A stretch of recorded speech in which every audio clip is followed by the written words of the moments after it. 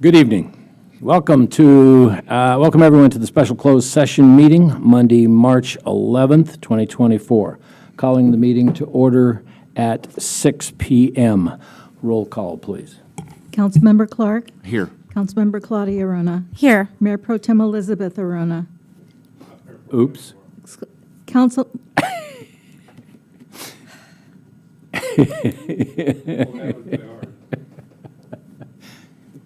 Let's start from Go again. You're good, Anna Marie. Mayor Infante, Yes, here. Pro Tem Brown, Here. Councilmember Elizabeth Arona, Here. Claudia Arona, Here. Councilmember Clark. Here. Thank you. Elizabeth, if you'd lead us in the Pledge of Allegiance. Stand and face the flag and repeat after me.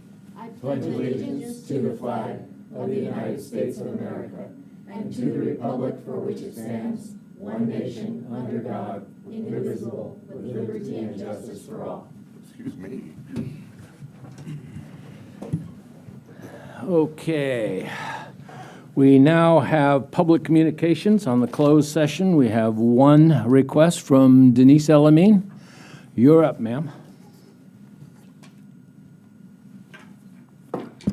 Hi, I'm Denise Elamine. I'm here again. I think I've been talking about this topic about the water issue for, it looks like it's been going on since 2020, and it's still going on, and it will probably continue to go on. Every time you guys have a closed session and the attorney comes or he sends his assistant, this city is being charged. It's not free. And I still have a problem with the mayor, Mark Ifani, saving this great city money and taking our vote away and appointing Robert Clark. So the amount of money that you saved this city to void out our precious vote, you're using it to fight a fight that you can't win and you won't win. We'll just spend a lot of money and then we'll give in and then we'll move on to something else.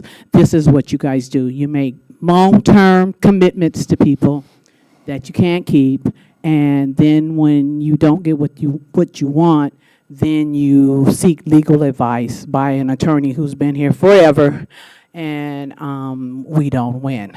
You guys need to stop wasting our money. And when we vote in November, thank goodness we get to vote again. I'm trying to figure out how you guys are going to shuffle it around and who's going to not run and who's going to move to the mayor's slot. There's only two of you that can, and then appoint. I'm going to work real hard right out here in the front of this office to make sure that Robert Clark does not get in. And I'm going to make sure that you guys don't have that appointment decision this year, because you don't need to save the citizens of Solvang, Mr. Infante, any money when you spend it like it's your money. Thanks. I'll see you back at 6:30. Thank you. Staff report, please, Ms. Attorney. Thank you, Mr. Mayor, and good evening to the council as well. We're having a closed session today on existing litigation pursuant to Government Code Section 54956.9D1 regarding the case between the City of Solvang and its petition to change water right permit 15878, application number A022423, which is under protest by California Trout and the National Oceanic and Atmospheric Administration, National Marine Fisheries Service, and was commented on by the California Department of Fish and Wildlife. Thank you. Okay, let us convene to closed session, please.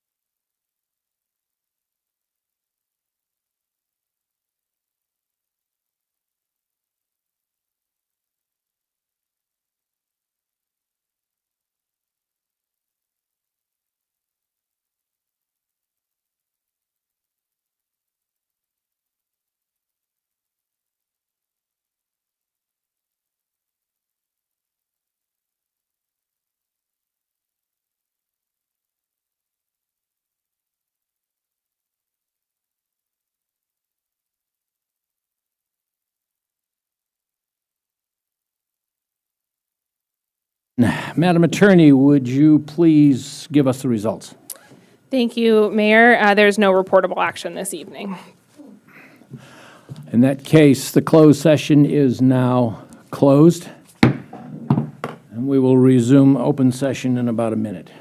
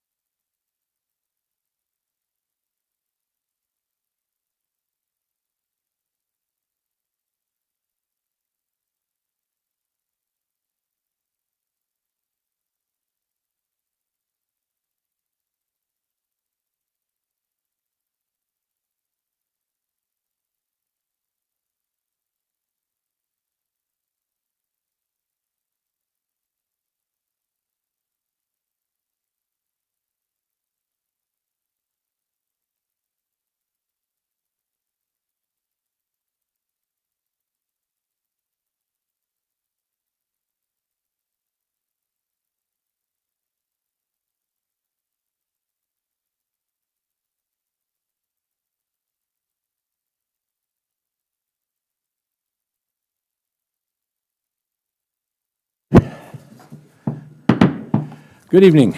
Welcome to the regular Monday meeting, Monday, March 11th, 2024. We'll call the meeting at 6:31. Roll call, please, Mr.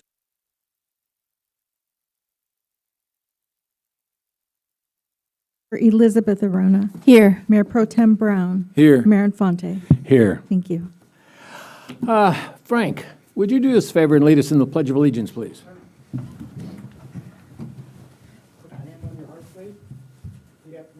Pledge allegiance to the flag of the United States of America and to the republic for which it stands, one nation, under God, indivisible, with liberty and justice for all. Thank you. Okay. We don't have any of that. We have public communications. Let me take a look, see what we have. All right. Public comment on non-consent items. Madam Clerk, if you would present the rules on that, please. Public communications. At this time, you may address the council on items not on the agenda and on consent. Time limit is 3 minutes. We will start with in-person public comments first. Thank you. Ms. Elamine?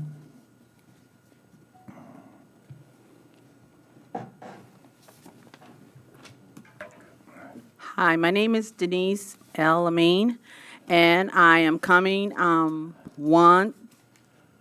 to ask for the Skid Mesa LLMD to be brought to the attention of the city council. We have asked to be put on this agenda for, I think, about 12 years, and we've been denied. So if we can't get a city council to agree, then maybe we need 5 new city council. And I'm all for that. That's my first thing. My second thing is that I'm looking at the agenda and I see a file from the Santa Barbara Sheriff Department, and it's just a bunch of green and red colors that I can't understand, and they get paid, we pay, the city of Solvang pays the sheriff's department $248,340 a month, and this is what we get for it.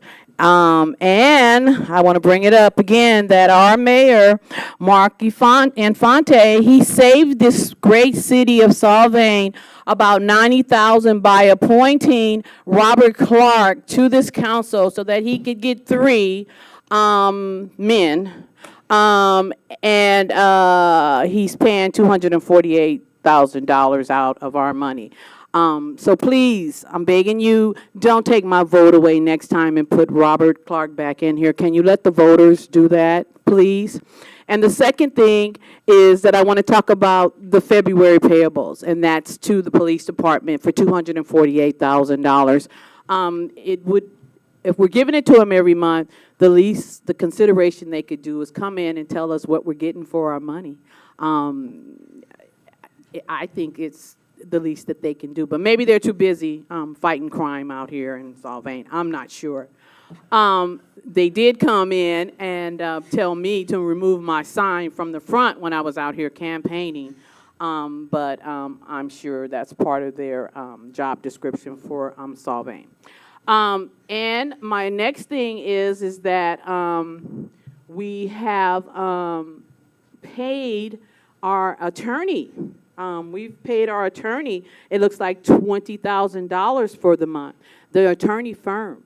And that's a lot of money. Why aren't you five trying to save the city money by limiting the fees that we pay to these attorneys? Maybe we need a new attorney because it appears that we're just paying these attorneys for nothing. Thank you and have a great day. Thank you. I have no other slips for general comments. Do I have anybody in the audience that wants to speak? Do we have anybody online? I don't have anybody online, period. All right, in that case, let's take it to the city manager's report and the advance calendar, please. So, city manager report, I have a couple of things. We had our goal setting session on Saturday. The entire council was there, as was most of our senior staff, and it was very productive. We will be following up, most likely, with an actual agenda item to discuss the goals and the priority that they, where they ended up, and have council input on that on April 8th is the current schedule. That may change, but I'm going to do my best to hold it to that date. We're going to have another mayor for the day that day. I believe it's the same date. Yes. I wanted to point out that I worked with our grant writing team to provide an application to Senator Butler, who is the individual that was appointed by the governor to replace Senator Feinstein for the remainder of her term.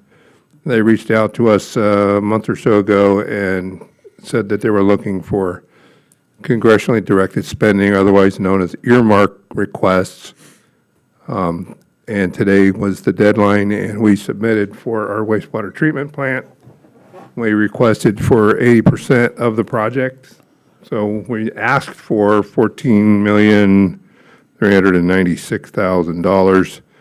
Since we just applied today, I don't have an answer yet, but I live by the motto, you don't get anything you don't ask for. So we asked for everything, and we'll see what we get.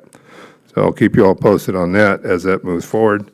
I also received an email from our friends at 3CE advising us that PG&E was just approved another $5 a month increase. If you recall, a couple of months ago, I pointed out that they were approved by the CPUC for a $35 on average increase. This was approved on Thursday last week. It will add about $5 a month and could begin as soon as next month. The commission approved the hike unanimously without comment. The newly approved hike is expected to compensate for PG&E's previous vegetation management efforts dating back to 2020. Spending was part of PG&E's effort to limit the risk of wildfire after a string of disastrous blazes that started in 2017 and ultimately led to the utility filing bankruptcy. There is another rate hike in the works. In that case, utility wants to charge $10 more per month on average to pay for PG&E repairs related to storm damage last year. So PG&E has said it expects total rate hikes in 2024 will total about $50 more per average customer. That includes the $5 and the $35 that was approved previously. Interestingly, PG&E says that nearly all the more than $2 billion in 2023 earnings were reinvested, and it paid shareholders $21 million directly in dividends. So we're paying for that. Anyway, I just wanted you and our community to know to expect another increase in your PG&E bill, possibly as soon as next month, and then another $10 before the end of the year is expected. So happy news on that front. And on that note, I have nothing more to add.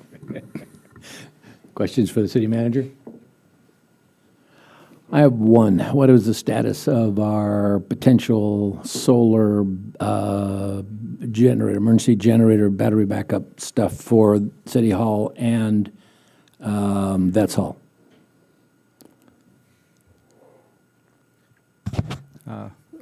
Since we last met at City Council, there has been no action. We are waiting for the council goals and, this process to, as far as what the priorities are. I thought that was part of the CIP, which doesn't get affected by the goals. Well, it is part of the CIP, but we were waiting to see if, is there a potential move, or are we, what's going to happen to this facility, and is there other discussions about what the facilities are going to. That part of it, yeah. What do we want to invest? Oh, yeah, in that a part place of we're it, not gonna okay. be in for much I longer. forgot about that part. Very good. Thank you. Any other questions, comments? Okay, in that case, let's go to council comments, requests, and report outs for anybody? I had a free lunch on Saturday. For any particular reason? The goal setting. Oh, the goal setting. Yes.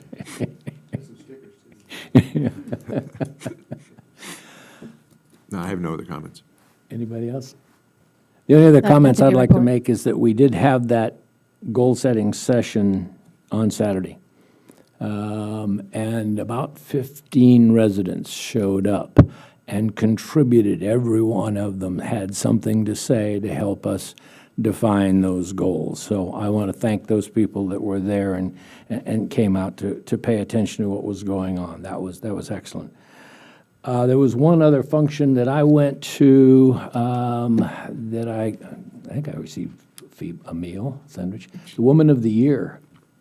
So our local People Helping People CEO board, Erica Perez, Flores. Torres, sorry, wrong one. Flores. Thank you. Got awarded a Woman of the Year award.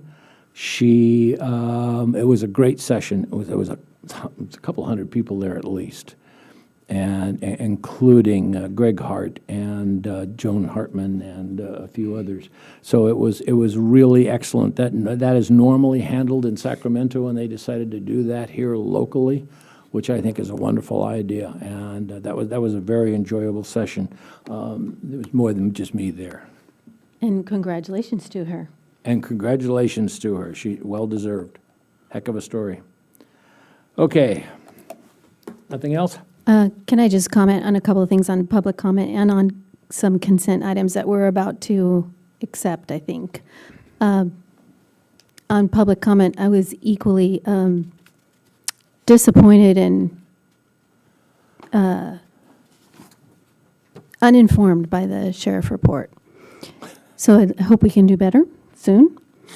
And I think we should highlight, or did you want to, Randy, about the senior center? It's in the consent agenda, that they're moving to the Vet Hall in May. Is that something you want to share? Yeah, neglected to, yeah, they're anticipating moving in the 1st of May with construction to begin around the 1st of June. So that's coming up soon. That's a big, big moment for us, for the Right. city and for the senior center. So I want to make sure it gets the proper, or at least a moment in the spotlight, because the whole community came together to prioritize their rebuild and their project, and a portion of the vet hall will be affected by that. Thank you. Nobody else? All right, in that case, let's move on to item number 4, consent items. If you would introduce that to us, Madam Clerk.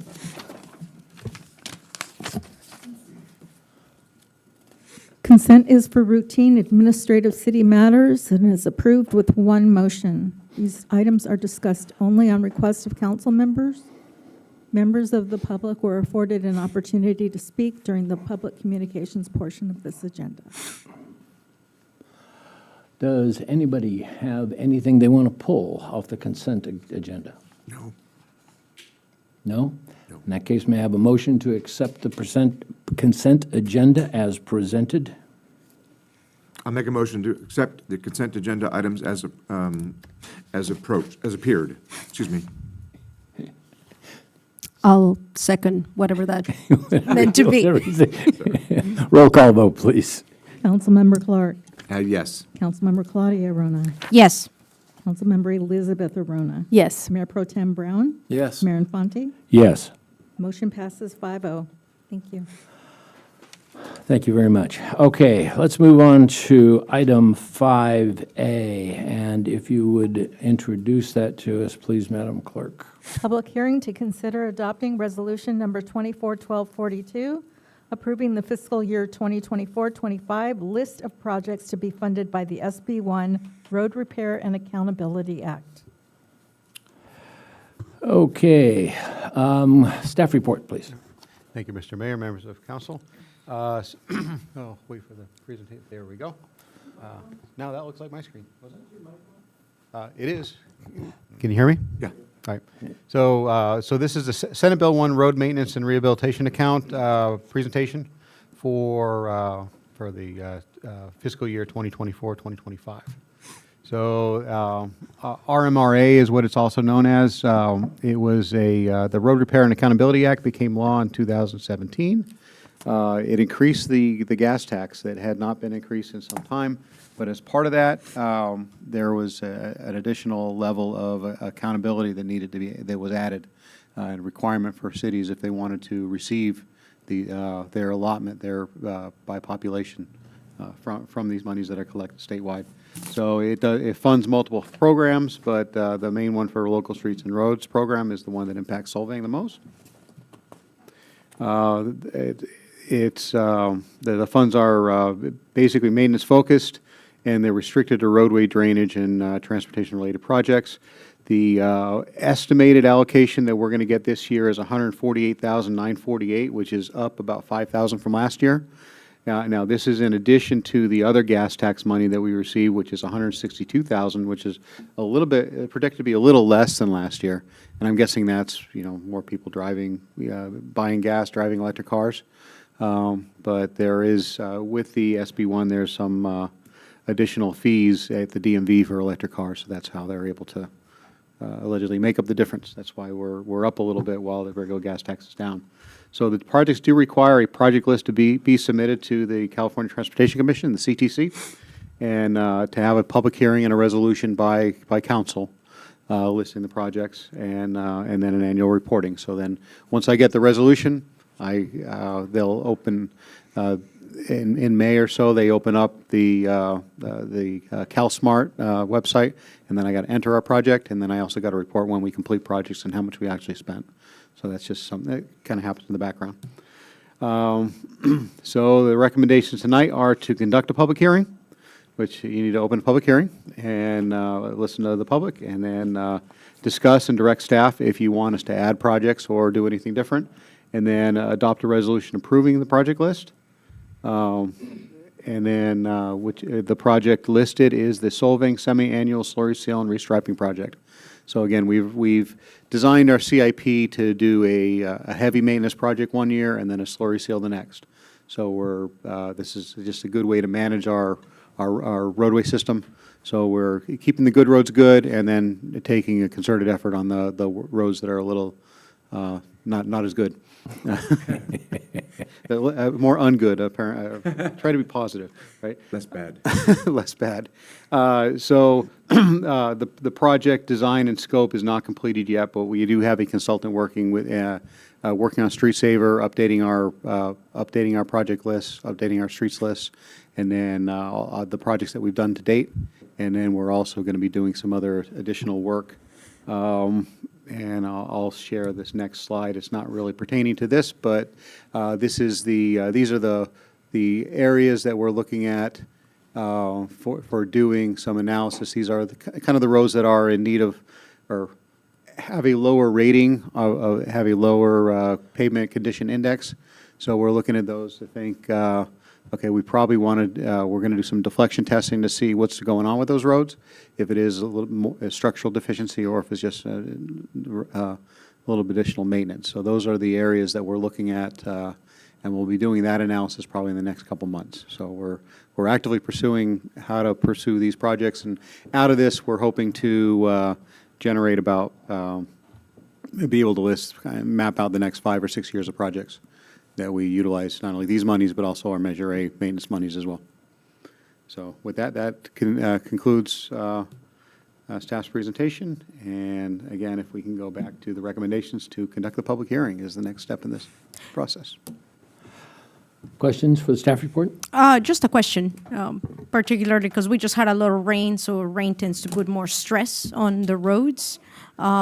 Is the maintenance that gets done with this particular project, is it affected by additional damage that happens after the storm season? How do we handle those? Well, with this, water is the enemy of oil, and the asphalt that's on the roads is made out of oil. So it does not, it doesn't help the roads to receive a lot of rain. However, the roads that are in pretty decent shape, I mean, the slurry seal that we're proposing to do does provide a better seal on the road. So we do some crack seal ahead of time and then seal the road, so that does help. But it does, once we get cracks in the road, water gets in those cracks, you'll see plants growing up through them, but then also causes other distresses as well. So that would involve additional work on top of? Could potentially, but, it's, we're going to identify the roads that need to be done and get in there and do what needs to be done to those roads. Okay. So it's not likely to cause a road that is in good shape to be in really bad shape right away. It takes more than one storm. Okay, thank you. Roger, you said you were going to identify the roads, but on that map, I just want to call out that Alamo Pintado is on that list. Is Yes, that it is. a to-do? Because there's so many, been so much feedback on Yeah. the need for improvement on that particular part of Solvang. That is the road that we've slated as the first one to hit with the next project, which is it's in our current fiscal year, which is our heavier maintenance. And so with this process, since they got to mobilize a vehicle to come out, and so we said, while you're out here, let's take a look at all these other ones as well. So that's one of the areas they're going to take a good solid look at, and we're going to get a recommendation to see if that road is what's going on with it. Is it really structurally deficient, or is it just hasn't been maintained in a long time and just needs a little TLC? I just have a longer-term question. So is 2029 the last year for the Measure A money? Is that, because you said it's a 5-year program? With the Measure A money? Yeah. Oh, Measure A money, I think it goes through 2040. I'm not certain on that, but it's a pretty long-term quarter-cent sales tax. But this is So we're just approving 5 years of the program? well, yeah, but Okay. that's the next item, not this item. Oh, I'm sorry. Pardon me. This is SB1 RMRA. My bad. I might have said Measure A. They are related. They all and we're hitting them consecutive items. I had a question, Roger. In your map with the different groups, you have 8 groups there. Yeah. Are there any priorities to those as to rank of do this first, second, third? Not in the numbering system that's on there. And I think once we get the report back as far as what roads are in worse shape, and we put together our, there's going to be some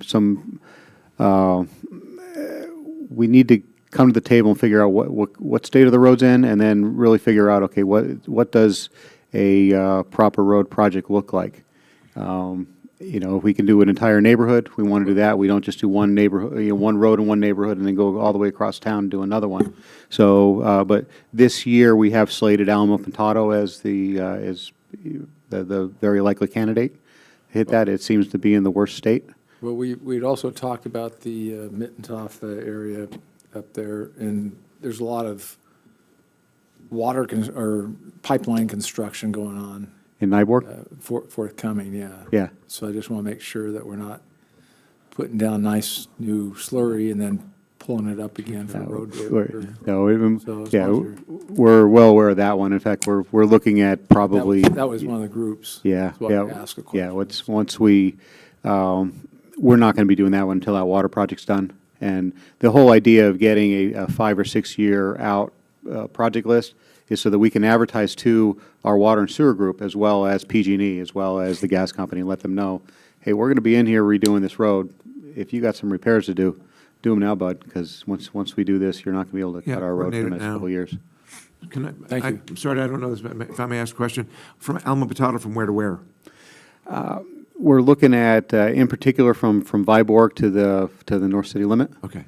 However, there might be another treatment. I mean, it might be a mixture of pavement replacement in certain areas, section repairs, and then a slurry seal or a cape seal, which is a chip seal and then a floor. Some more thicker surface treatment. Would it be too simple to look at that map and rate it as the most highly traveled roads? That is kind of a good way to put it, but it's not. There are a couple of residential areas that just see a trash truck every week, and that's it. And they're in pretty rough shape too. Not quite as bad as Alma Potato, but Alma Potato receives some trucks, and that's one. Give them some asphalt patch. Yeah. What about individual huge potholes? If there's an individual huge pothole, then let our public works staff know, and we'll go out there and patch it up. Top of Alisal. Right at the dog leg there. I saw that yesterday. Yeah. Or not yesterday. I saw that on Friday when we were. There's a couple of big ones right there. Good rain will And the do. rest of the road isn't that bad, but Yeah. right there. Yeah. That S bend, there's a couple of big, huge potholes. Mm-hmm. Okay, my question on this is, I'm seeing 148,948. Okay, call it $149,000 for 24-25. Yep. That's RMRA funding. Uh-huh. And that's coming from whom? That's coming from the state. Okay, what are we putting into this? Well, everybody puts something into it when they gas up their car. So you drive electric, so you're not putting anything into it. I know, I cheat.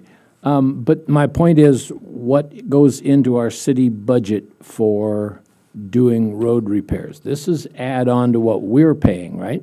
We receive this. We also we're projected to receive about $160,000 of regular gas tax. It all comes in as gas tax. But this is the part that where you need to separate out and report to the state and say, we pass a resolution that this $148,000 is going to go towards this project. Okay, so that's all we're doing right now is saying, we're doing. yeah, we accept it for that purpose and that purpose only. It's almost an enterprise fund. Uh-huh. Okay. Yeah, in a way, I guess you could put it that way. But yeah, so for our larger projects, it's, 500, 600,000, and so it's what I thought. it's a grouping of this money plus the other gas tax money plus Measure A plus some general fund monies that go into it. So, Okay. it's a great melting pot of monies that go into these projects. Well, and over the years, the gas tax is not, they're kind of straying from strictly roads and road repair. They use that money for a lot of different things that I don't appreciate. And the gas tax money is going down because of electric vehicles, so they're now talking about charging it on your DMV, on your license, I thought they were. and not on gas. Yeah. So it doesn't matter what you drive, you're going to pay for it. Well, Well, it's like you're does using the make roads. That's right. So, yeah. gas tax is going to trend down if the electric vehicle adoption really happens, so you have to Okay. find it. Public comments. I have a couple of requests. Can we open the public hearing first? That's what I meant. Oh, did we open the public hearing? Okay. Okay. Yeah, we have two requests for public discussion. One from Ms. Elamine. Start with that one, please.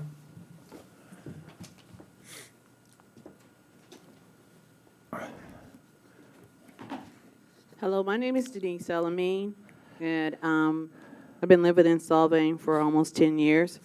So I'm getting pretty familiar with the standard procedure here. There is a hierarchy of getting things done in this city. As the mayor just pointed out, Alisol seems to be the most important thing to him, and I don't know how many of you other council people. But I don't feel that we need to pay someone a bunch of money to come out to tell Roger which pothole is the biggest and which street needs to be paved. It should have been part of his training when he became an engineer. However, most of these streets in Solvang have not been paved, and they don't get the attention as the more elite streets. Alisol. I live off of Chalk Hill, and we have big potholes, and we haven't been paved in years. And Alamo Pantano is pretty bad. But for some reason, Roger needs to pay someone to tell him which street he needs to start on. So maybe we need to get someone in here that can make decisions without having to pay somebody to tell them what streets have the largest potholes. So for public comments, I would like it to be numbered. You have the streets and where we are, and and the next time Roger brings anything here, he should put down who is the priority, where is the priority street, who's going to get all the money, and where the pecking order is. Because it appears that the pecking order is always Alisol, and then when it gets down to Alamo Pantano, the money's gone, and there's no more pecking. So maybe we need to start pecking from the bottom and work up to Alisol, because Alisol got a lot of road work last year, and it didn't take you long to do it. You had it done in like 3 months after the rain. I've been waiting for Chalk Hill to be done, and it's still not done. So we need to change the pecking order of how we spend the money in Solvang and include people who don't live in the exclusive Alisol Ranch or the road to the exclusive Alisol Ranch. I don't live on that road, and I would like to see some of my potholes filled in the road to Skid Mesa. And one other thing is once they fill, they do the new pavement, then all the trucks from all over the place, I think they come from Santa Barbara, they start parking, everybody starts tearing it up. It appears that once you do it, then you send out a call for people to tear it up. Thank you, Ms. Elamine. Arthur George?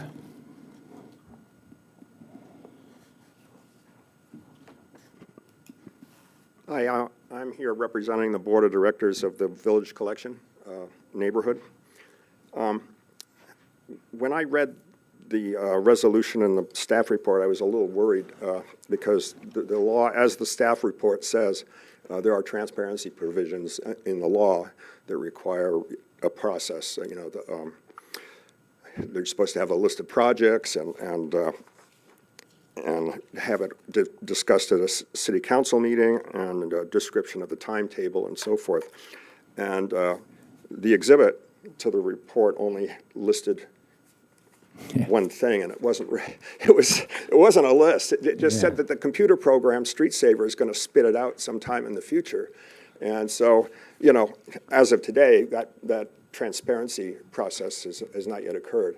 So I was much relieved to hear Roger report what that process is going to look like. That they're going to study it more, and there'll be the public participation leading up to a resolution that will be considered in the future.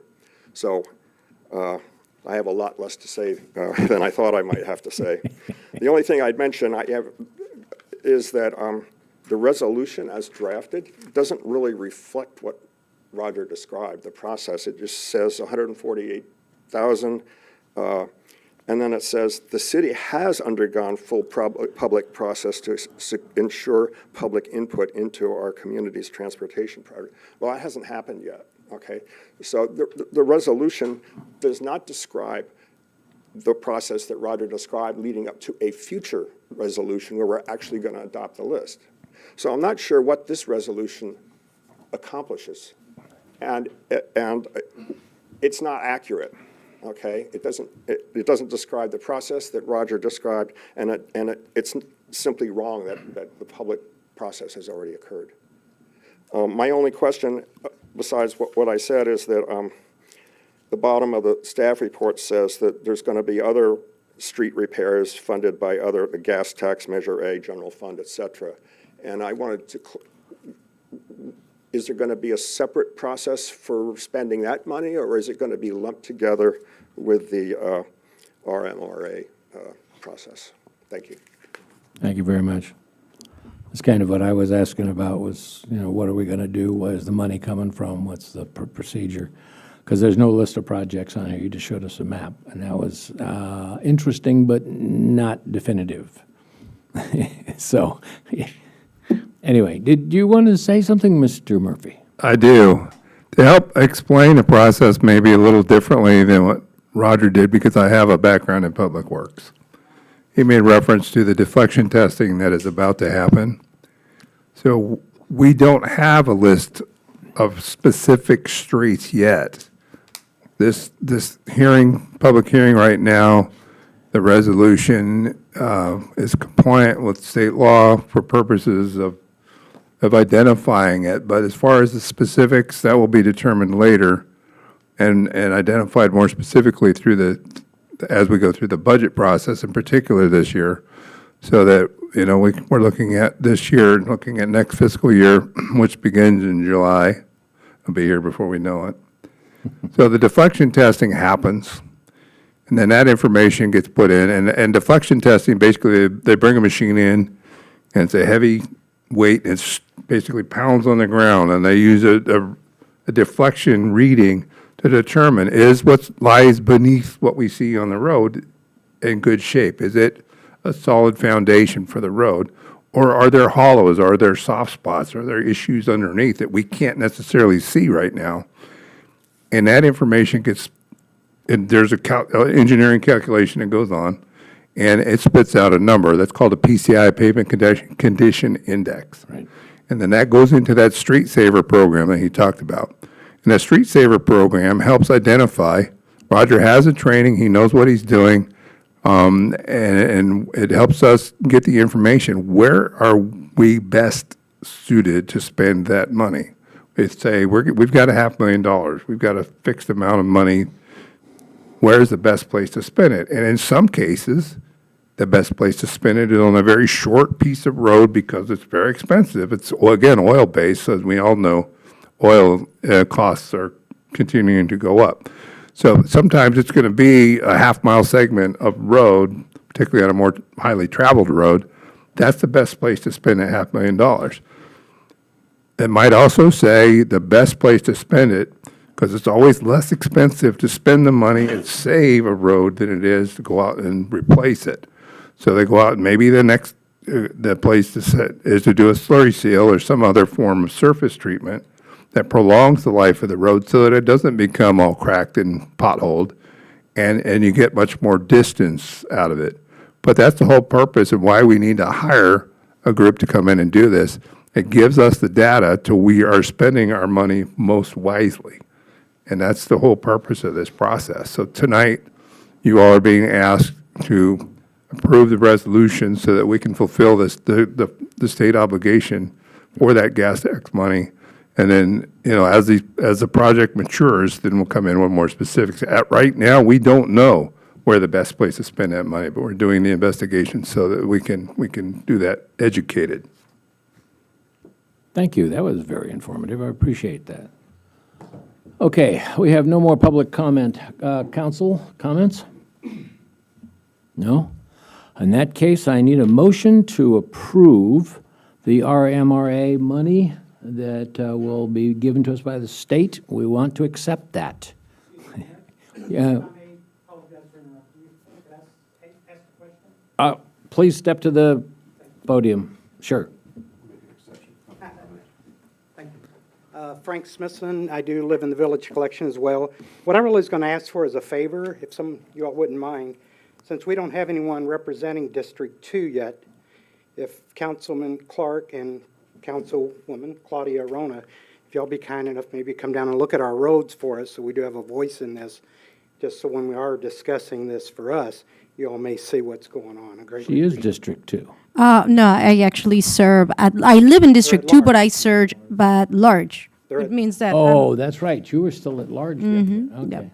And I'm My not asking you to apologies. do anything, it's probably out of the ordinance, but if you'd come, But, just look yeah. at them for us, so we, when we do voice our concerns, you kind of know what we're talking about.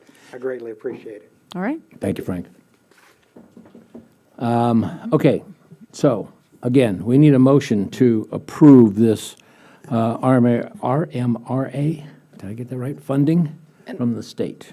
Yes, ma'am? If I may, Mayor, the motion should be to adopt resolution number 241242. Thank you. Thank you. I will move that we adopt that resolution. Can I have a second? I'll second it. Roll call, please. Councilmember Brown, Yes. Councilmember Clark, On 241242, yes. Councilmember Claudia Rona, Yes. Mayor Pro Tem Elizabeth Arona. Council member. Yes, it's okay. My highly paid assistant,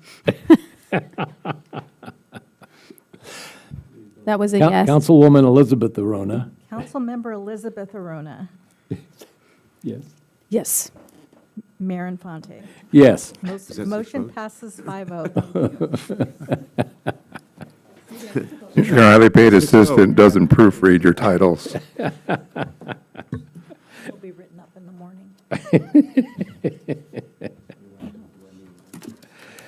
Okay, let's move on to item 5B, please. Madam Clerk, if you'd introduce that for us to the record. Public hearing to consider adoption of resolution number 241243, approving the Measure A 5-year local program of projects for fiscal years 24-25 through 28-29. Staff report. Thank you, Mr. Mayor, members of City Council. So this is the, another roadway funding thing. This is lather, rinse, repeat. It's a little bit more money here, but this is the Measure A 5-year program of projects. So again, the recommendation is to hold a public hearing, which we're doing now, provide staff with additional direction if you so desire, and then adopt a resolution for the 5-year program projects for fiscal years 2025 through 2029. So Measure A is a 1/2 of 1 cent sales tax for Santa Barbara County. It was approved by voters in 2008, and it requires an annual program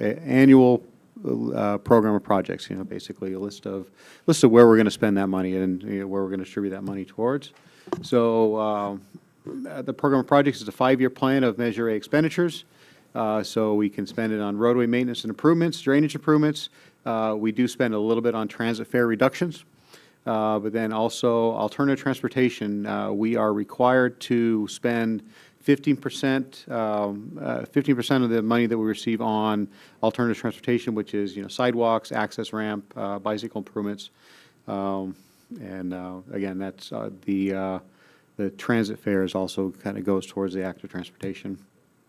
So some highlighted progress. So the future 246 bridge at Alamo Pontado Creek, there's $600,000 of our Measure A money, dollars are going towards that project. But that's a close to $30 million project. So there's, again, another melting pot of funds, primarily federal. Yeah, that's SB So the ongoing city pavement management, so this is what we just talked about at length. Ongoing citywide sidewalk and ADA ramp improvements. So just today, a project hit the street for engineer's estimate is $500,000 to $600,000 for a bunch of sidewalk repairs at the Alice Al Glen neighborhood. There's a lot of uplift of sidewalk and hasn't been hit in a while, so we just advertised that. Also, the next item on the council agenda, the Freesboro Canyon multi-purpose trail. So we're going to, that can, not only the design, but also the construction can be, Measure A funds can go towards that. And then any other pedestrian and trail improvements, we've been working really hard to try to up our game on active transportation. We have a plan that we're going to present to council upcoming early this year. And that's kind of listing out some of the projects that we have in mind. We're also partnering with other agencies. The River Trail is one of the big ticket items, and then connection to the river trail with kind of the last mile type projects is going to be something that we might want to apply some of the Measure A funds towards. So SBCAG generates a 5-year forecast of revenue every year. So this changes slightly. So next year, we're slated to get about 490,000. And then following years, it drops a little bit, but the main reason why we see a bit of a dip here is because the Measure A fund is delivering a lot of their named projects that are, tens of millions of dollars, and some of them are in hundreds of millions of dollars, are being funded, and they're actually heading to construction and rounding out to be completed. So there's a bit of a dip in the available revenues. But then we do recover quite nicely, and then within the next couple of years, we're going to be right back to where we're at now. So again, this is the projected numbers over the next 5 years. And again, in your report, we've listed out kind of where those revenues are going towards. And that concludes staff's presentation, and I'm happy to answer any questions. Council members, questions? Yeah, the annual numbers that you have, that's just for our city? Yes, that's just for our city. Okay. If you like, I can find and I'll get to you the what's distributed to all the other cities. No, just We're not that You'd be important. jealous. It's population based and Yeah, really. big. Question for you on Exhibit A. If you look at Exhibit A on page, whatever that page is, let's see. 40, thank you, yes. Shows the funding coming in, and then it shows the local street and transportation expenditures. You mentioned the bridge at Alisal, which I know, what would you say, we're going to pay about $500,000 or $600,000 towards? That's 600,000 is what we're. 600,000, and that's scheduled, I think, right now for 25, 26, 27, something like that. I'm not sure what year. 2027, 2028 is around the 27, 28. timeframe they're looking at. I'm not seeing that expenditure on this chart. It is under total non-Measure A revenues. Where is it here? I did see it pretty recently.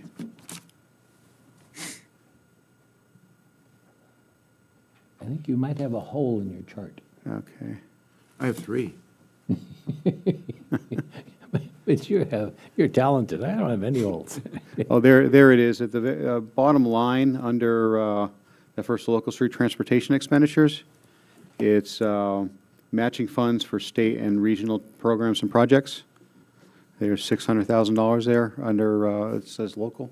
Yeah, under local. But, yeah, that doesn't give me a date. That just puts it out there. Yeah, Gotcha. yeah, and that's, so that, those monies are, part of the Measure A project, part of the Measure A program is the city of Solvang received $3 million of just one-time money for us to spend on local roads, and 600,000 of it, that's where it was, we don't have to spend it from there, but that's kind of where it's been kind of earmarked to come from. So, we do have for another project down the road if we want, if it's a, downtown master planned type thing that we want to do a bunch of sidewalk and roadway improvements and streetscapes, we can spend it on that. Or if we want to completely reconstruct Chalk Hill Road, we can do that, and we can spend those monies on that. But we'll have What I'm looking at- $2.4 million. And what I'm looking at here for your local street and transportation expenditures is running around 325,000 a year, drops down to 275 in 25, 26. And that's all you have for roads? Well, that's for roads, yeah, and then there's the alternative transportation expenditures. Yeah, We're but- also spending a bit on that, which is sidewalks and the other things. But that's I'm just ju- Measure A money. That's just Measure A money. But that shows an expenditure, so this is just Measure A expenditures?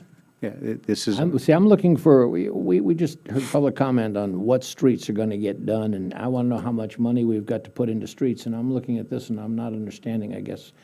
I'm a little slow on the pickup here. okay. But So I see revenues up on the top, carryover running balance for 24-25 of 990,000, Measure A revenues of 490,000. So we've got about $1.4 million, so something like that.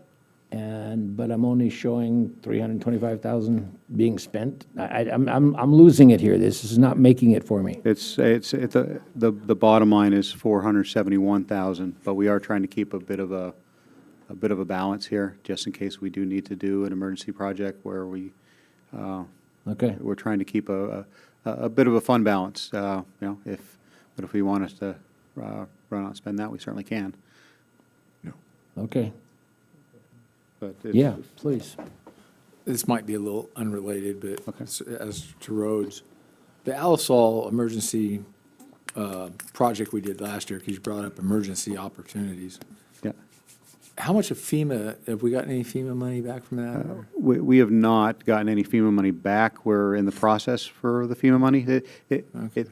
I'm finding it takes even longer than I anticipated to, so we're still a ways out, but everything's been submitted to them, and I've received a round of clarifying questions about the project that we did. But that is going to be refunded, 75% of that's going to be refunded from FEMA. And then the other 25% is from, the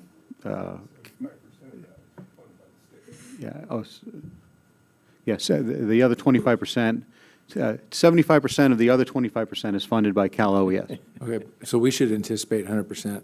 I think it maps out to be about 90% or 86%. I heard 75 and 25, so. 75 and then 70. Yeah. 3/4 of the remaining 25% is reimbursed, so that leaves about 6.25% that's paid by local. Okay.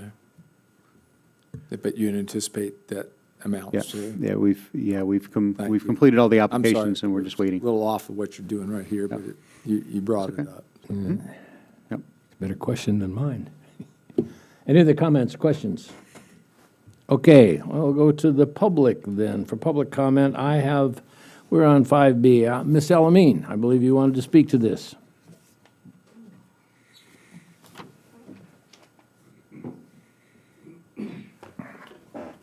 Hello, I'm Denise Elamine, and I am a resident of Solvang, Skid Mesa. I'm back in the back, and I'm confused again over Roger's report for this hearing that is I can't comprehend it. I don't know, when I graduated, my comprehension level was pretty high, but up in here, I just can't seem to comprehend.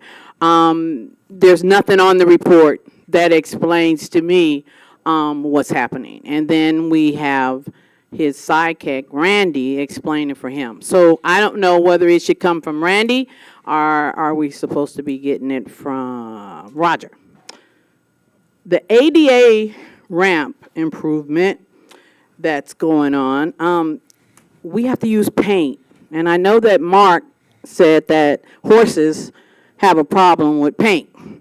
So we have blue paint for handicap, and then I guess we have yellow paint for ADA ramps. So are we just going to paint them white so that we won't mess with the horses? Because when we had our Pride Week, the reason why you didn't allow the sidewalks to be painted, Mr. Afani, is because you said the horses would react to the painted sidewalks.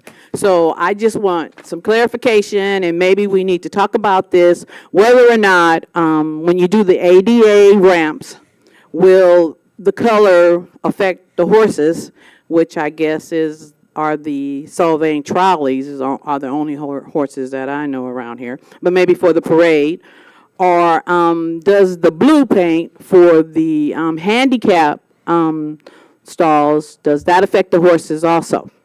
I'm confused because it's election year, and we made a big deal out of Pride Week, and most of you, well, 3 of you for sure, did not want Pride Week in Solvang. So now we have the chance to get rid of you 3 and maybe have a great Pride Week here And I just want to clarify, Mr. Mark, because if you run for mayor again, I want to clarify when you said the horses, they don't like paint. Are you saying that due to the horses, we won't get the ADA ramps? And are we going to paint the handicap blue spots? Are we going to paint those white? Let me know if Solvang's going to become a horse town, and I would like to know that. Well, let Thank me you very address that. much. No, I will address that because I Please do. question, and I'll just say that horses do not use ADA facilities. They do go across sidewalks, which are in, they do use the crosswalks, but they do not use ADA ramps. No. And they don't care about blue. It was yellow and red, as I recall. The concern was that a rainbow is bright. We weren't sure how they would react. They probably would not care about solid colors. We had 3 different horse people tell us, don't do that. So, anyway, I have no other comments. Public comment? Anybody on Zoom want to make a comment? Okay. We'll bring it back to the council then.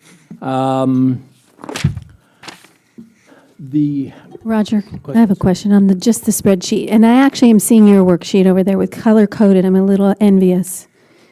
Mine's not as pretty. I brought enough copies for council if you would like.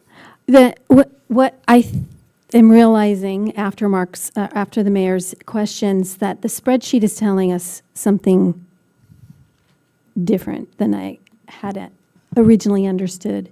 It's actually showing us at the bottom how much of the Measure A money that we are earmarked is being dedicated across all these projects listed above. And then it's segmenting out what is coming from local, state, and federal funding, and then what is City of Solvang funding, the remainder. Is that correct? That's correct. Okay. So things like tree maintenance, for example, is federally funded. Well,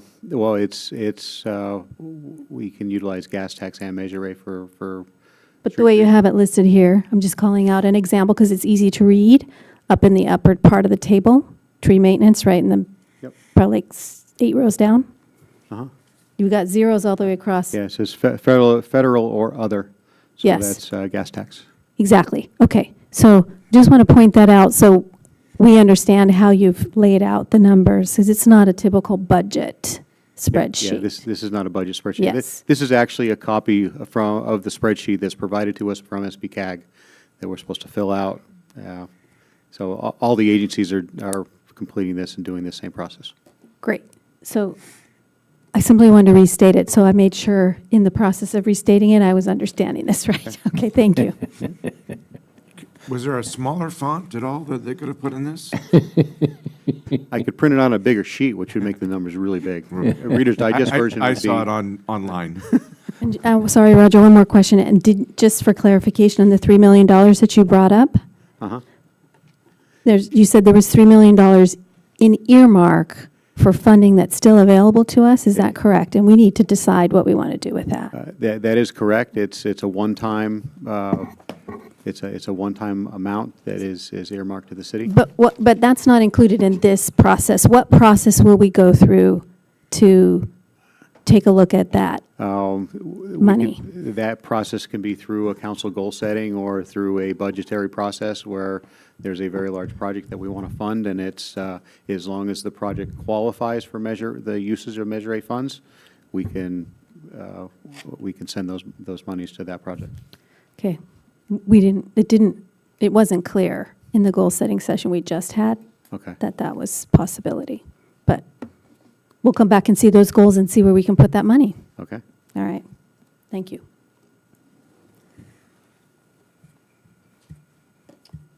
You going to say something there, Robert? Or are you just playing with your microphone? I was turning it off. Okay. Last comments, questions? Do I have a motion on this item? We are looking to adopt Resolution 24-1243. I'll make a motion to adopt resolution number 24-1243. I'll second. Roll call, please. Mayor Pro, Pam Brown. Yes. Councilmember Clark. Yes. I thought she was starting to say Claude. Councilmember Claudia Arona. Yes. Councilmember Elizabeth Arona. Yes. Mayor Infante. Yes. Motion passes 5-0. Andy Granatelli? Thank you. Madam Clerk, if you would if you would introduce item 6A to the record, please. Discussion and possible action to award a contract to Tetra Tech, Inc. for Friedensburg Canyon multi-purpose design services in the amount not to exceed $179,011 for the term March 11, 2024 through July 1, 2025, and authorize the mayor to execute on behalf of the city. Thank you. Staff report, please. Thank you, Mr. Mayor, members of the council. So this is the item for the, to award the design contract for the Friedensburg Canyon Multipurpose Trail. So the project concept is to put a multipurpose trail on the hillside section of Friedensburg Canyon. If you can kind of see here, it's a little hard to see, but here is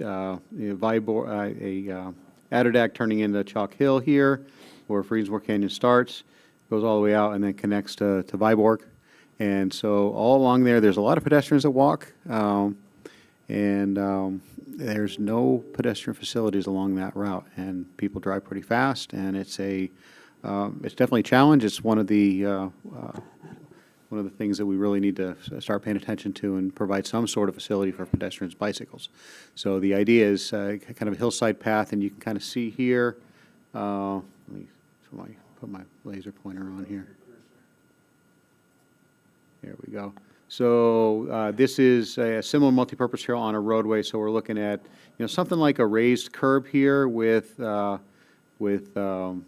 openings with channelizers along the road edge that would provide 6 to 8 feet for bicycles, pedestrians, that sort of stuff, and then leave the rest of the road for vehicular travel. So the key elements to the design is a 6 to 8 foot wide multipurpose trail, retaining walls to cut it. We're going to have to push it into the hillside in certain locations where the road gets pretty narrow. There's also some drainage elements that are going to need to be designed. We're looking at narrowing the lanes on Friedensburg Canyon to potentially 11 feet wide. That's as a kind of a traffic calming measure, try to slow people down a little bit, and then put other channelizing elements, maybe some rumble strips on the road edge and center lines. It's just we want people to slow down a little bit on that road. And then a road resurfacing as well on that road, and then also probably at the intersection treatments at Viborg. Also potentially extend some of these treatments up Viborg, depending on funding and how this project evolves. But again, we're just getting into design now, so we're trying to award the contract here. And then again, intersection improvements and then restriping and channelization. So the RFP process. So we posted a full RFP on Planet Bids in mid-December, early December. And we closed it in January. There were 20 prospective bidders that were interested in the project, but we only received one proposal, and that is from Tetra Tech. So we did review their proposal, and the scope and fee was appropriate for the level of design that's necessary. Again, in the staff report, there was on our CIP, we had a number in there of $75,000 because we've it was kind of put in there a couple of years ago saying, okay, it's going to be about this much for design. But now, once we've really figured out, okay, this is a more intense design than what was originally intended. We're looking at retaining walls, drainage improvements. We've seen a number of slope failures over the last couple of years on that road, so we're going to have to maybe do some work there as well. That are within city right-of-way, but the slopes have sloughed off into the road. We don't want to build a new multipurpose trail and then have the slope slough off and block the multipurpose trail. So this is a more intense design, and it's going to take a bit of an effort. So the proposal that was provided and the scope and fee included is consistent with what's necessary to create a set of bid documents for this project. And then but so we do feel that it is appropriate. We recommend for council to award the project so that we can, or award the design contract so we can start getting to work and get this thing ready. Now, having a completed design in hand, that will enable us to pursue other grants. There's some other opportunities coming up for potential grants. So if we have a design ready already, that really makes it a real inviting and real solid potential for applying for other grants and even for partial funding. Or, we can spend Measure A on it or one of these other funding sources. So again, that's staff presentation, and I'm happy to answer any questions or comments. Questions? Yeah, I do have a question. Just why one bid out of 20 possible bidders?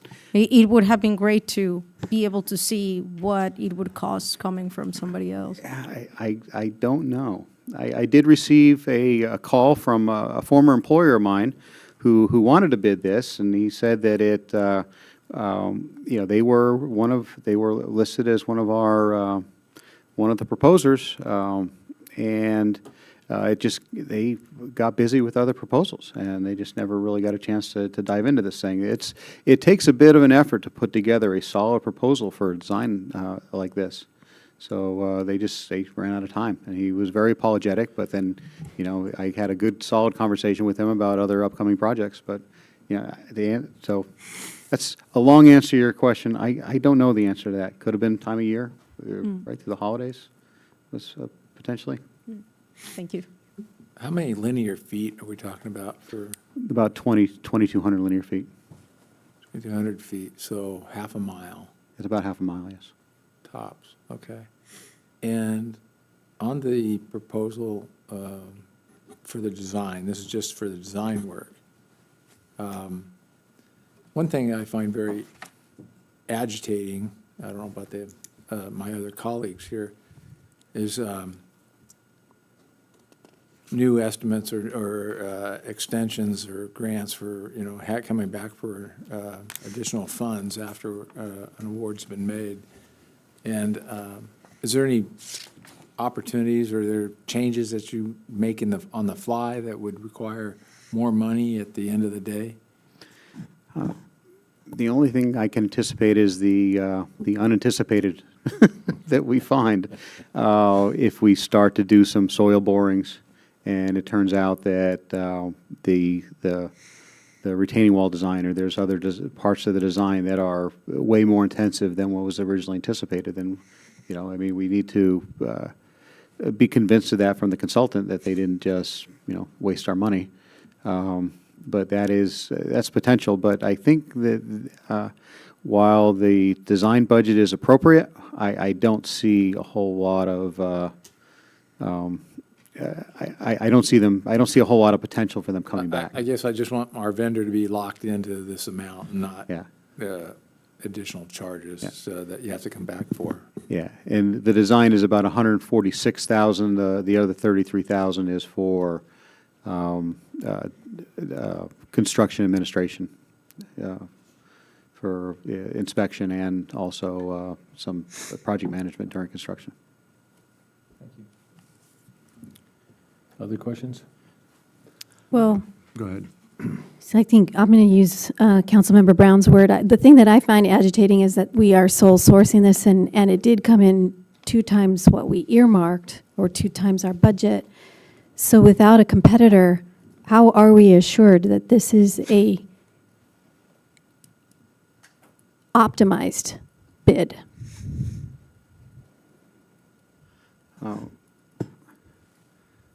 I can't really answer that. I can't Did we assure you that it's negotiate? optimized. Did we ask them appropriate, or how are we assessing this against other bids that we've seen? You saying it's reasonable, but what are we comparing it to? Well, in comparison to a design contract that we just signed with Canon for a water line project, a completely different type of project, granted. However, this is a replacement of existing water lines for a neighborhood, and it's about the same price. And about the same level of effort is what we're looking at. So they've established this is the amount of time it's going to take, and based on my experience in the private sector, it's about right, about the number of hours that it's going to take to put the plan set together. And then you multiply that by their billing rates, and this is how they came up with a number. Now, would there be, someone else comes back in and says they can do it for half the price, but then they come in for, a later date saying we underestimated and we need more in order to complete this job, or we're not going to be able to complete it for you, then we're probably in the same boat. And then we're all frustrated because, one, it took longer because we had to come back for another approval, and then why do we approve it? And we've worked with this contractor before, Yeah. and successfully. Yes, we have. In fact, the lead, the project manager of it is a former city employee. Oh, I didn't know that. Is that right? Wow, cool. I'm going to wait for council comments before I say anything. Okay. I'm not a big fan of this project. Well, one of the things that, we'll make some comments in a second. Yeah. Any more questions of the staff report? Okay, so we'll go to public comment. I have one speaker slip from Ms. Elamine.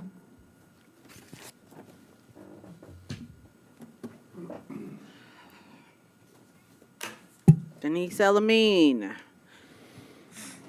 So many times I come into this office, this city council, and under consent, you as the city council arbitrarily just up the amount of our contractors. So this guy is coming in double already, and I'm sure once he gets close to finishing his proposal, he will shake some more money out of us, and our attorney will tell us that he's done so much so far that we might as well go ahead and pay him more. If I had $1 for every time I've heard that from this city council, I would be able to sell my house and move to a mansion, maybe the Wrigley or a mansion somewhere.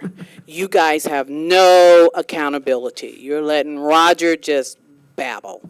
He's not giving any concrete information.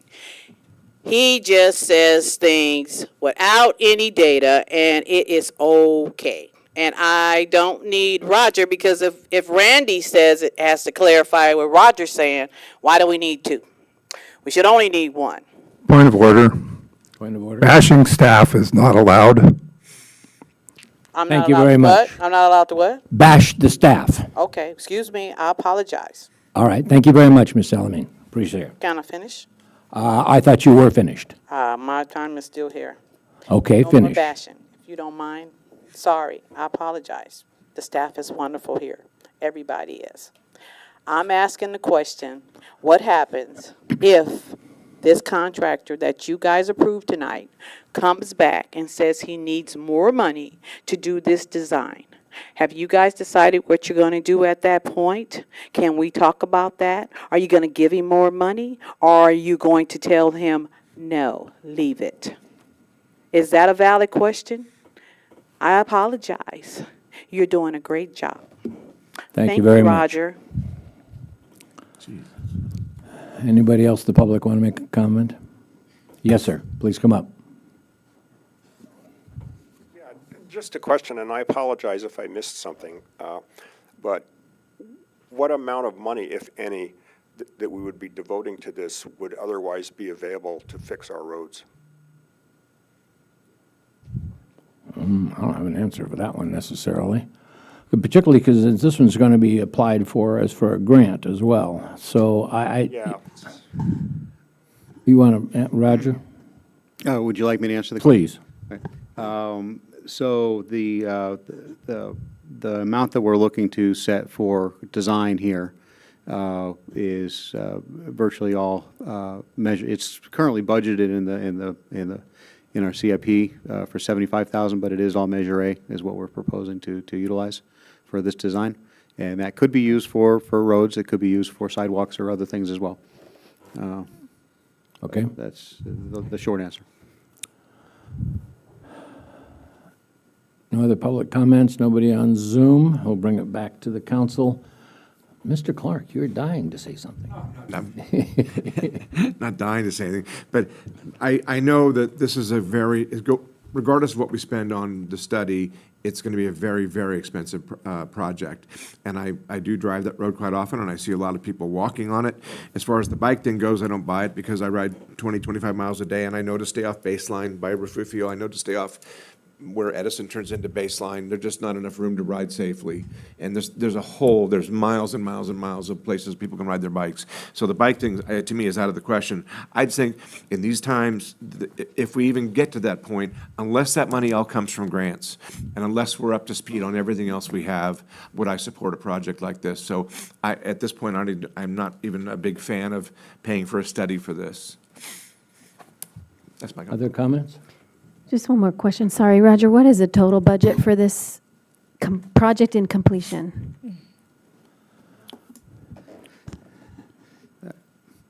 Do we know? Currently, we don't have an engineer's estimate for the completion of the project. We'll have that once we design it. We're estimating it to be, for construction, about $1 to $1.5 million. So 1.5 total, or with contingency and?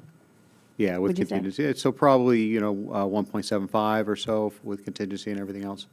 And this is to provide the connection between, of a pedestrian facility between two streets that do have pedestrian facilities on them. My question, Roger, do you have to follow up?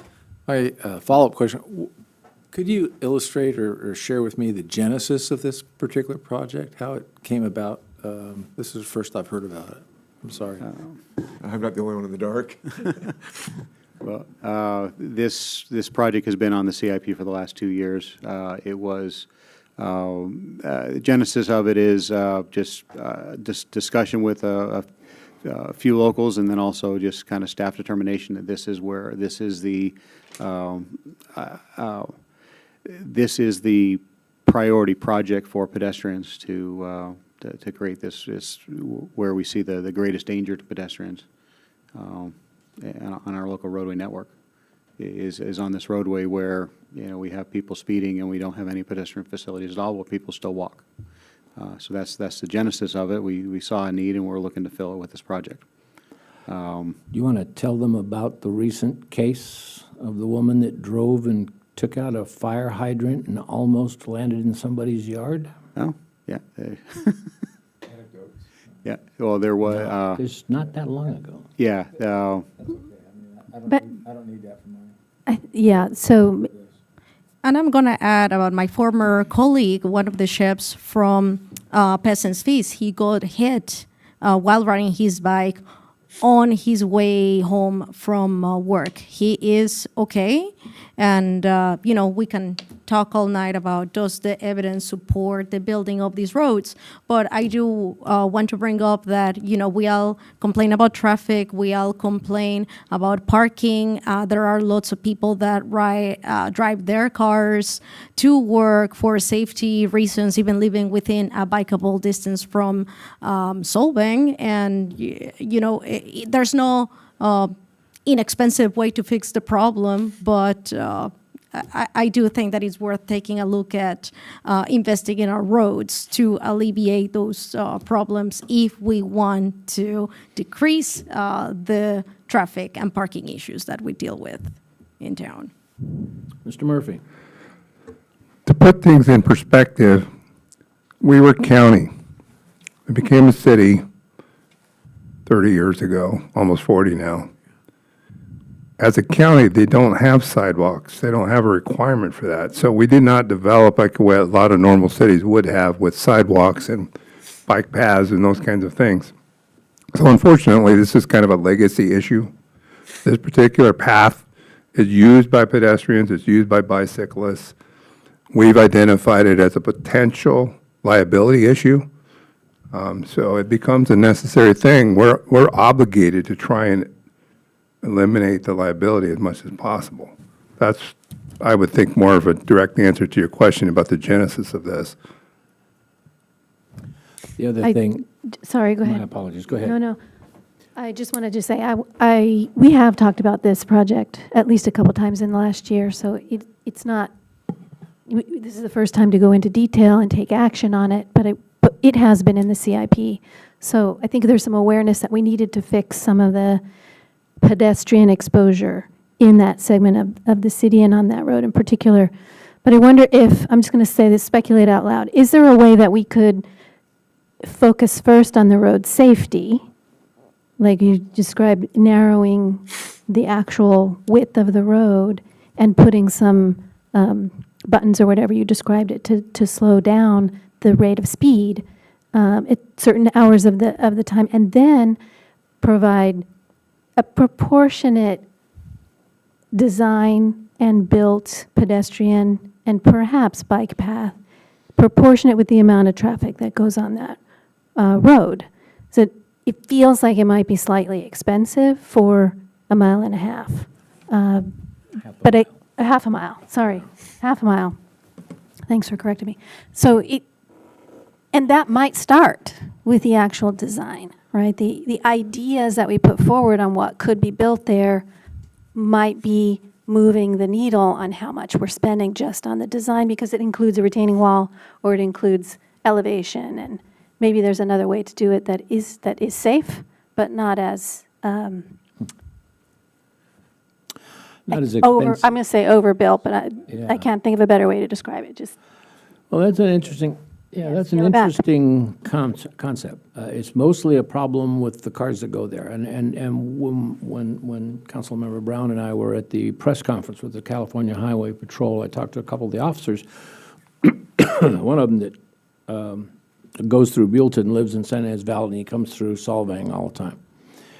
And what they were telling me is that particular portion of Friedensborg Canyon is highly used by the people who have been drinking too much in town and want to take Avoid the cops. and they want to avoid, yes, they want to take the back way. So this leads more to what Councilwoman Arona's saying, that maybe all we need to do is slow down traffic and look at a pedestrian walkway later for the cost issue. So could we address this engineering study as saying, give us two options, one with the sidewalk and one without?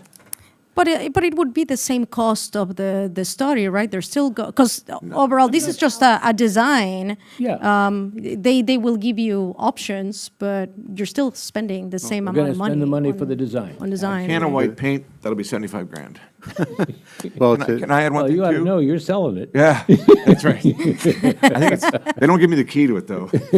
If I could add, may I add something? Please. And I apologize because I criticize anecdotes, but it leads to a public safety thing, because 4 years ago in November, a very good friend of mine and his son were coming down here, and they turned into 785 Friedensborg, but their trunk was about 3 feet on the street. And they were looking at the mailbox to make sure it was the right address. And a local pastor and his wife came in and plowed into them and destroyed both cars. And you know the pastor. And if you drive down there, that street in November, you can't see. No. The sun is directly at you, right at that bend. So if there's any way to get more money from outside sources as a safety issue, a public safety issue more than bike paths and things like that, because that really is a dangerous street. But I think a lot of the locals know it. I don't know, I try to be more cautious, because there's always somebody walking a dog on that street. I really wouldn't like walking on such a narrow street to begin with, but people live there, they want to go for a walk, and you can't walk in the creek bed. But is there any other angle to go for public safety that might assist? There are other safety grants. Usually those safety grants have to be shown. Well, you got to have an accident history, and you got to show that the cost of your improvements, the ratio of the cost of the improvements versus the loss is competitive. So thankfully, we don't have a lot of heavy, mass casualty type accidents that, unfortunately, that doesn't make us a really big player in some of these safety grants.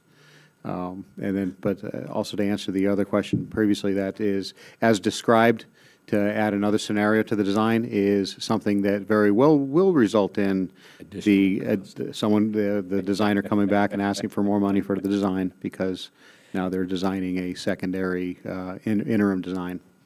But we certainly could ask them to do that. And then also the overall improvements, piecemealing it it's always less expensive to build it once than to build it a couple of different times. But, it's less of a chunk all at once. But that's just the engineer talking. Roger, would you remind me one more time where these $175,000 of funds are located presently? It's going to come from Measure A funds that are currently in our current CIP. That's part of that on that sheet that we looked at in the last item, the $1 million, $500,000, about $600,000 or $700,000 of that is in this year's CIP, slated for a couple different projects. And the last thing I'll say, I'd like to see like a three-tiered scenario where pedestrian only, something in the middle, and then this full program, and put it back out to an RFP to get more than one person to bid on this would be my take on this whole thing. Because I'd love to see it happen, but I just don't think that the money's there right now. And I know it does cost more to do piecemeal, but if you were to start with the bike lane and et cetera, that would be my ideal take on this, is if we could do that and put it back out to RFP with more than one bidder for the study and the cost analysis. Well, okay, council, we need to come to a conclusion and make a motion. Is that what you would like to move? If you guys agree with it, I mean, what do you think? Well, we got to figure out if someone will second it. I would make a motion that we look at three different options from low end to high end and request RFP to give us prices on all those three things and a cost analysis. Does that make sense? Before we go any further, is that a problem? You look concerned with that. That's, whenever I speak, they look concerned. This was going to enable me to claim that I've taken action on one of my CIP items of this. And now you can't take it. And I'm no longer going to be able to claim that, but if council is okay with that, I'm at your pleasure. I will do as Does it you make ask. sense, you guys? Yeah. To what? So are we going back and requesting another RFP for Well, we the only have design? one, out of 11 offers, we've got one, we have one bidder to do this current study. That's the first thing I have a problem with.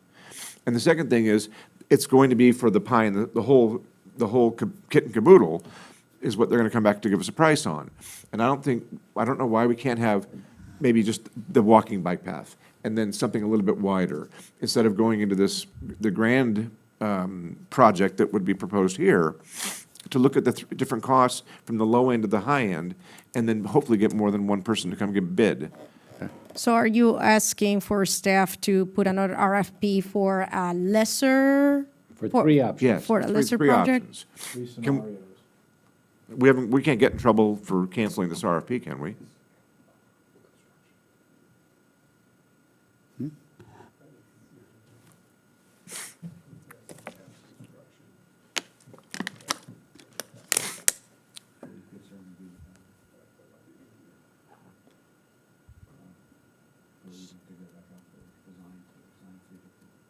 That would probably be more expensive That's than probably going to be more expensive. Yeah.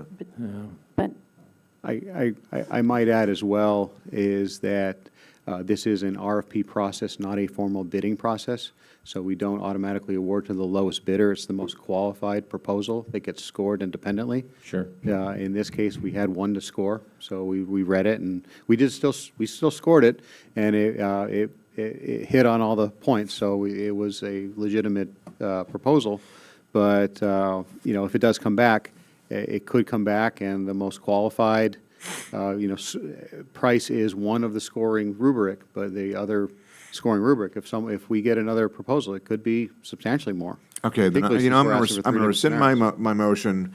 This is getting too complicated, and I'll vote on whatever you guys put forth. Oh, you're so easy. No, I get it. All right, council, we need a motion. What would it like to be? Anybody? Yeah, I'll move that we accept the proposal for this design we have a second? To approve. If I, yeah, the city manager is correct. If we could amend the motion to be, award the contract for the Friedensborg Canyon multipurpose design. Thank you, yes. I'll second it.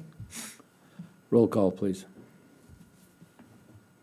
Councilmember Clark. No. Councilmember Claudia Rona. Yes. Councilmember Elizabeth Arona. No. Mayor Pro Tem Brown. Yes. Mayor Infante. Yes. Motion passes 3-2. I hope that doesn't come back to bite us. Okay, ladies and gentlemen, last council comments before we close for the evening. Anybody? Just real quick comment that while I appreciate all public comment, I don't appreciate any condescending and untruths that come up. I hope that changes. Okay, nothing else? In that case, wow, it's 8 o'clock.